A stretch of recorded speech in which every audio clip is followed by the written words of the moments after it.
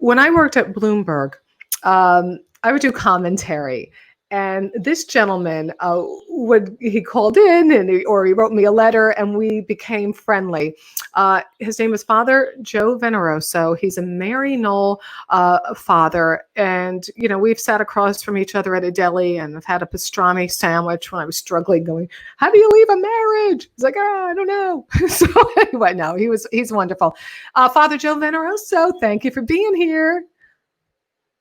Let me unmute you, darling. I'm sorry, I muted you. No, okay. It's good to see you again. It's great to see you. Look so fit and in such great shape. It's all illusion.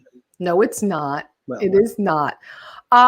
Okay, let's solve the world's problems. All right. We're in such a time of division. We know this. And, even today, I had somebody come at me on my Facebook page. Maureen, you're always... you never say anything nice about the current president. And he goes, he's done good things. And I said, well, it doesn't negate for me the things that aren't good. And I don't know how I walk that line today of loving those who don't even agree with me or looking at it as a moral line in the sand. That's what I'm torn between. Do we have a moral line in the sand where we have to speak up and say, hey, or do we go, hey, you know what, let's agree to disagree and live and let live? I'm very torn between those two things. Please advise. Oh, you always give me the hot potato, but that's good. In my profession, you can't go wrong looking to the gospel, looking to what Jesus did. We like to think we're so much different now than 2,000 years ago, but human beings are human beings. And the same struggles, the same suspicions, love, hate, etc. Now, among Jesus's disciples, there are two very interesting ones, which many people overlook. One was Matthew, a tax collector. The other was Simon, a zealot. And those words don't mean we think of tax collectors, the IRS, but it's nothing like that. A tax collector took money from his own people, from the Jewish people, and gave it to his oppressor, to their oppressor. He gave it to the Romans. On the opposite side of the spectrum, there's there's Simon, the zealot. Now, we say zealot, what does that mean? To put it into modern terminology, I say the terrorist. Zealots wanted armed conflict with the Romans to get them the hell out of the Holy Land. The only people that the zealots hated more than the Romans were the collaborators, such as Matthew, the tax collector. And yet here are these two polar opposites, maybe despising each other. They certainly despised each other's jobs. And yet they're at the common table with Jesus, because what they had in common with him was greater than their divisions with one another. And I think that's something we have to regain, not just in the Catholic Church, Christian churches, everybody, without compromising your own values. Now that's well, there we go. This is the whole thing. I have a heart full of love. I don't want to hate people. They make me hate them. No, I don't hate anybody, but I don't know what to do. Like when somebody comes on my my social media and just starts defending things that I find are so frankly evil. That's why God created the delete button. I know, the unfriend. But see, then the thing too is you get family and friends who say things like, I don't have empathy for the African-American struggle right now. How do I deal with that? Well, again, has any argument ever been settled or won in either direction online? I don't think so. No, somebody verbally said this to me. Yes, right. Not online. People kind of stake out their positions and they defy you to move the post, and sometimes they can't. Jesus also walked away sometimes. I got to walk away, Renee. Really, sometimes I won't give you the and this kind of puts, well, it's a real this thing. Believe it or not, we do have Trump supporters in MaryKnoll. Now, how we get around that is in the dining room we don't talk politics, right? Because where does it lead? So we have the whole spectrum. Well, during the last election, when it was coming around, I was having lunch, and this person, a colleague, a brother, not a capital B brother, small b brother, kind of threw it in my face and saying, well, you know, the Democrats do the same thing. They're doing what same thing? I said, what exactly are you referring to? And he says, well, everything they accuse Trump of, they have done. And I said to this, I said, Father, everything that I believe about him doesn't come from the Democrats. He said it himself. He did it himself. He bragged about it. And I referenced, and it's for everybody to see, the time he appeared on the Trump appeared on the Howard Stern radio show, and they were talking about his daughter, Ivanka, and he said on live radio that if she were not his daughter, he would date her. Yeah.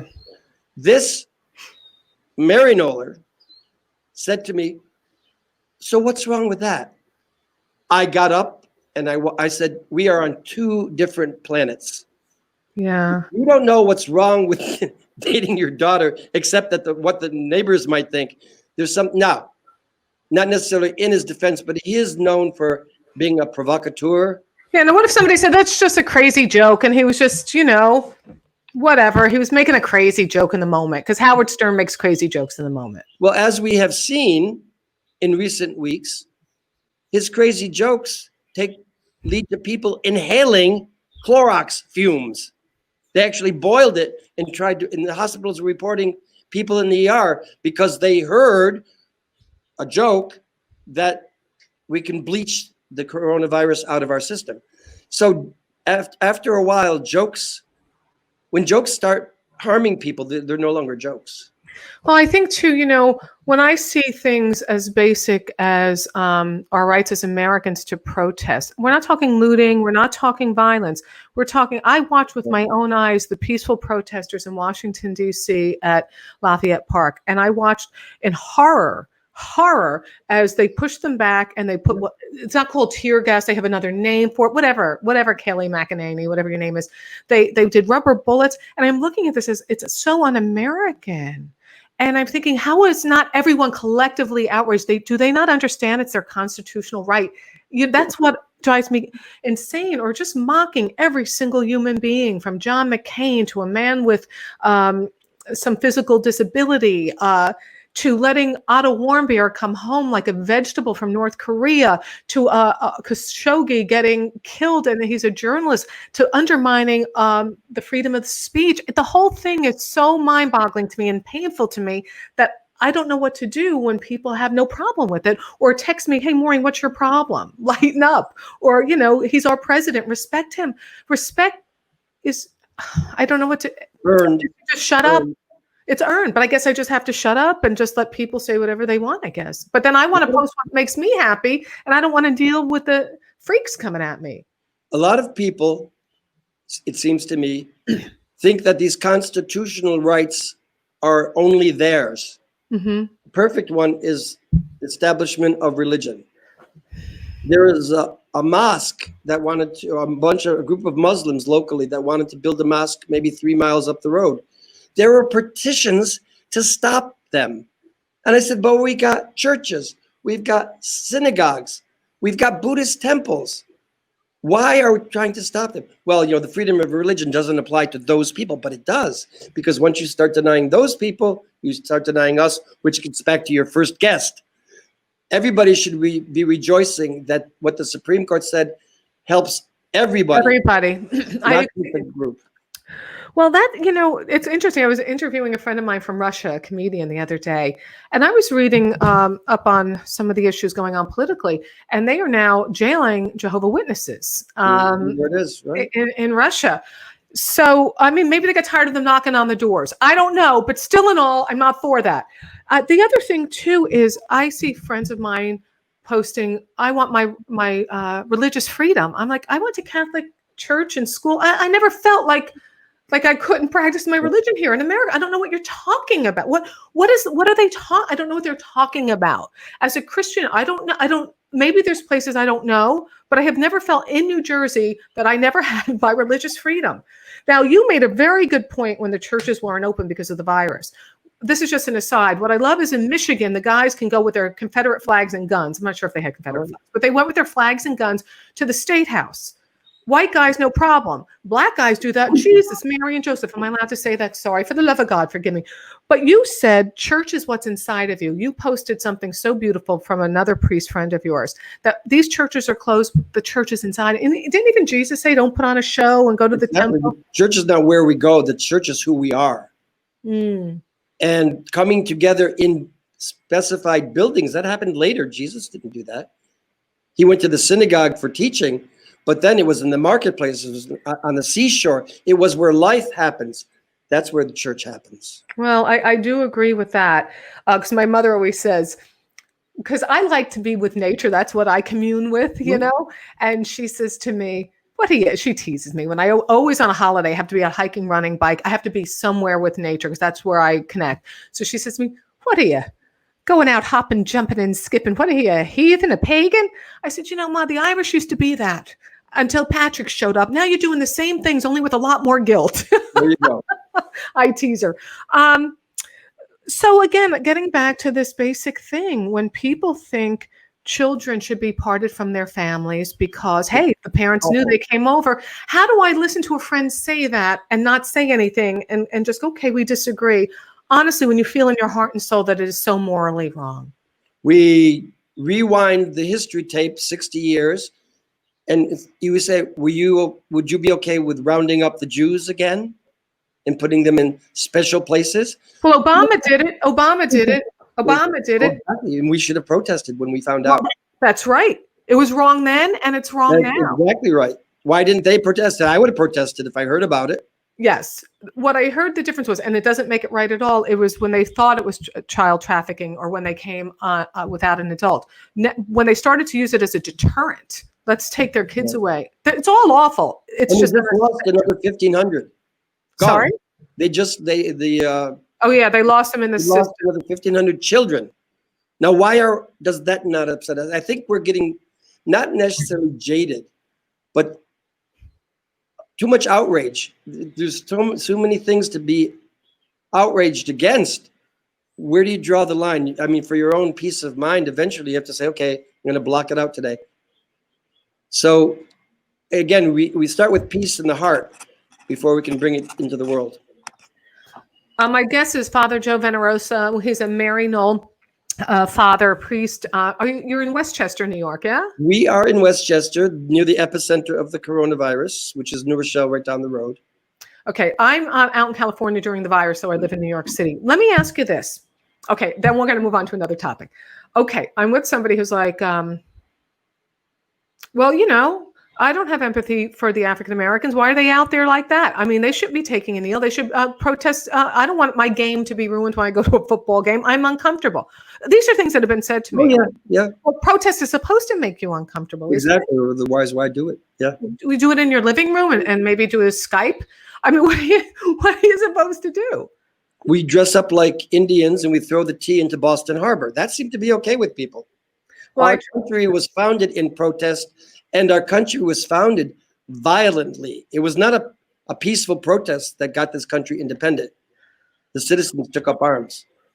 It's just very interesting when people say, I look at history, or I just was listening to a podcast by an author, Howard Bryant, on heritage and how Black athletes have protested over the years in different sports. And then how this was very interesting. After 9/11, the Defense Department had paid patriotism, where they paid ball clubs to play. There's nothing wrong with playing God Bless America, but the Defense Department would put military people or put these homecomings together so people would think the ballparks were doing it.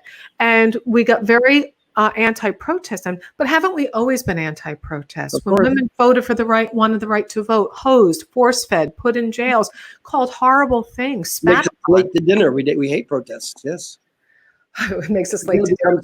It becomes too much for us, and then we go to protest. What? Repeat that. Until it starts infringing on our time for dinner or our job. That's when we start to protest. But if our life is in a shell, we don't want people to disturb it. We want everybody to go do what they're doing and leave us alone. I want to bring on like a social scientist or someone very versed in the culture of African American history in America and ask them all the racist questions that I hear people say. Hmm? Do you know what I mean? Pull yourself up by your bootstraps. A friend of mine who's African American said, well, we did that in Tulsa and we were doing really well. And then they burned down our bootstraps. You had the protesters you had African Americans like Paul Robeson in the football league, and then they said no more blacks. So how many times does this go on? And again, look, I don't know. I have no answers. This is my question before I keep saying before I move on to something else. So you said if somebody says round up the kids, but if somebody's just saying in general things about all the administration, and I think so many of the horrible things that have happened, and they're like, I love him, he's great, he's wonderful, too bad about this, that, and the other thing. So I have to take, I guess, all my strength not to speak about it and just go, okay, well, we're going to have to agree to disagree. Yeah, basically. Because again, the freedom of speech implies that what people say is disagreeable. If you, right, that you wouldn't need freedom of speech. But what if it's abhorrent, where you're just like, whoa, if they said the Jews should be killed, why not? Well, what do we say? We do have limits. It's the old yelling fire in the crowded theater. There are limits. There's also provocative speech. How many years ago was it when the KKK wanted to do a parade down through the black neighborhood of Detroit, and they were stopped because they said, just like yelling fire in a theater, you can't do how do they call it, combative words or confrontative words that are meant to incite violence. Basically. Now, I am a huge proponent of free speech. I am the first to say, even if I don't agree with a staunch it's not Republican, it's a Trumpster. They're very different people to me. I thought Ivanka Trump should speak at that college, but they overrode that. I just think you should have provocative thoughts and speech and hear people and disagree. That is not the issue. The issue is a moral stance to say, wow, that's what I'm really torn with.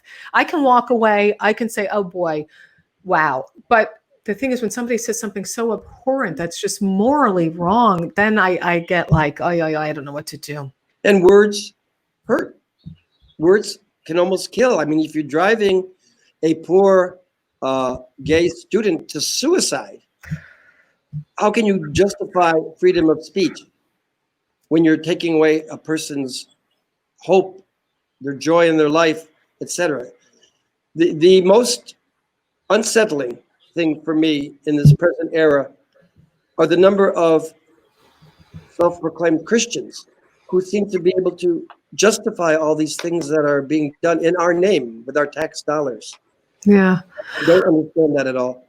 Well, when they couldn't go to church during the virus, separation of church and state. But when they want to put laws upon you, then it's like they're working with the government, the evangelicals. Again, I want to make it 180 million% clear that I want people to have total freedom of speech. I mean, not the fire in the firehouse. I think it's horrible what they do to children, young children coming up, feeling their own. As a heterosexual girl, it's so awkward coming into your own sexuality or you're trying to deal with these new feelings. I can't imagine the pain of a child dealing with, people saying, the gays, this, that just, it's sickening to me. When I'm talking about political debate or other things, I have no problem with people speaking freely. I want to know who the enemy is. I'm just trying to figure out how to deal with that speech. That's really what it is. So, okay, I'm just wondering, as a MaryKnoll father, you were very big into Korea. Yes. Right. So what do you do as a missionary? Do you go somewhere and say, listen, you got to like Jesus, or do you just go and help them out with their food and their homes? Like, how does it work? Neither or. You see, we like to say, we go to the places where people are hurting, and we ask, what can I do to help you? We don't tell them what they need, etc. And actually, we're taking a page from Mother Teresa. She said it very beautifully. I give people an experience of God. After that, it's up to them how they choose to worship. Oh, I like that. Isn't that nice? Yeah, I really like that. Mother Teresa. I like her. That's my confirmation name is Teresa. There you go. That's why, for example, in the streets of Calcutta, they'd pick the dying people off the streets, bring them into the house for the dying. If it was a Muslim, they would read the Quran to them. If it was a Buddhist, they would read the sutras to them. If it was a Hindu, etc., Christian, they'd read the gospel, whatever would make them feel comfortable. Many people, she said, actually got better. The reason they were dying in the streets is because they felt no one cared. Wow, this is powerful. I'm going to ask you, hold on, how can I help? All right. So my brain goes so fast. What about, so when my dad was very sick, I mean, he's recovered, but he was very sick and he was near, this was a year ago, very near, like they didn't know if he was going to make it. So it was at night, there was no Catholic priest around. We from the South Bronx, get me one of them Catholic priests. So they sent a rabbi. So the rabbi is next to his bed. And he's like, Rabbi Shmuley. Let's call him Rabbi Shmuley. I can't remember the name. He's like, it's same God, though, right? We all got the same God, huh? Right. He just needed that reassurance. And then now they're buddies, so it's so, I think that's similar to what you're speaking. All right, how can I help? Because I feel useless in what I'm not doing in the world. Like, how can I be helpful to other people? Go, tell me. Okay, again, quoting Mother Teresa, because everybody was like, oh, it's so wonderful. I want to do what she's doing. And she says, you don't have to come to Calcutta. There are poor people in the neighborhood. Yeah. Every day. And poverty doesn't have to be just without money. There could be a poverty of spirit, a poverty of morality, a poverty of intellect, etc. See where the hurt is and ask, how can I help you? This goes back to the time of the AIDS pandemic. When people wanted to say, well, how did you get it? As if that made a difference. Instead, the question is, I'm so sorry to hear this. What can I do to help you? That's not even a Christian response. That should be a human response. Human response. I bring this up a few times. I like Riverside Church. I'm a total pagan heathen, but I'm not. And hopefully in my soul, I'm not. But I really like that church on Riverside Drive in Manhattan at 120th. After church they have, and I said to the guys, I go, what kind of church? I don't even know what church this is. What is this? And they have really intelligent speakers come in, PhD and maybe social science. They have a child choir, an adult choir, the organs. I always feel like I'm in Vienna. I just popped in a few times. But one day I popped in the afternoon and it was Martin Luther King's birthday and they're teaching the children, when is the right time to do things? The right time, to do the right thing, the time is now. And they kept having them repeat that the time is now. And I'm like, this is nice. But when you leave, and I said to the fellow, what kind of church am I in? What is this? Because it's really a social, it's really, an activist church. And he said, we're a little this, we're a little that, we're a little that. Like, all right. So when you walk out of the church, there's all these tables set up. Do you want to be a pen pal with somebody who's in detention? Do you want to donate to, single mothers? There's all these tables of what you can do. And then they give you a bracelet for the food festival next door that was there one day. I'm like, oh, look at this. Win-win. All right. You have been such a gem. I know you have some books out. What can we promote for you, Father Joe? Well, it's a scary thing. I will promote this book, and it's probably the most controversial. It was my latest one. I think it was the latest, called The Chimera. And the Chimera is about the Shroud of Turin and cloning from the DNA in the Shroud of Turin. And it's interesting because it takes place, I wrote this in 97. It was printed in 2013. It takes place in two different time frames. 1997 and 2022, there's a big jump. And somehow from 1997 to 2022, America is divided between Aryan America and free America. And there's neo-Nazis and there's white supremacists. And I'm like, I have no idea how we're gonna get from point A to point B. And all of a sudden I'm looking, oh my God, we're doing it. And that's the scary part of it. So I was gonna republish it under the tagline, pray that it's still fiction. Because right now it seems to be happening in front of our eyes. Spell the name of the book for me so I can put it on the scroll. Chimera, Chimera. And a chimera in zoology is a freakish beast, half this and half that. It might be like the Sphinx. It could be the head of a man, the body of a lion, the body of a duck, the head of whatever. And it's putting together what should be opposites into one being. And it's a very disturbing book, I will warn you right here.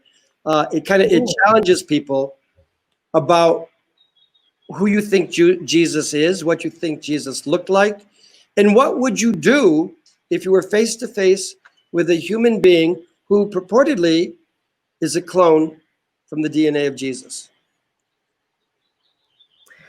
Wow, this is heavy.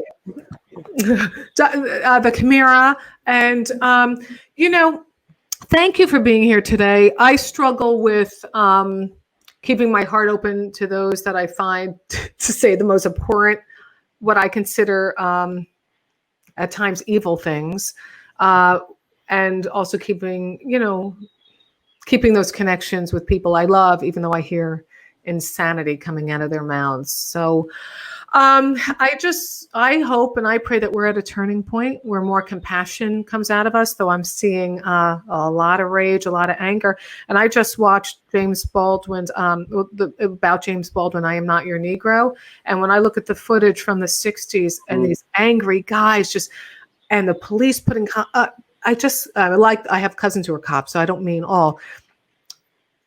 I don't see a lot of shift. I don't see a ton of shift. So I hope the only one you could be really not concerned about, but the only one you can control is yourself. I know. And there's a Pauline teaching which is very dear to my heart. Do not be conformed to this present age, but be transformed by the renewal of your mind. All right, I got work to do.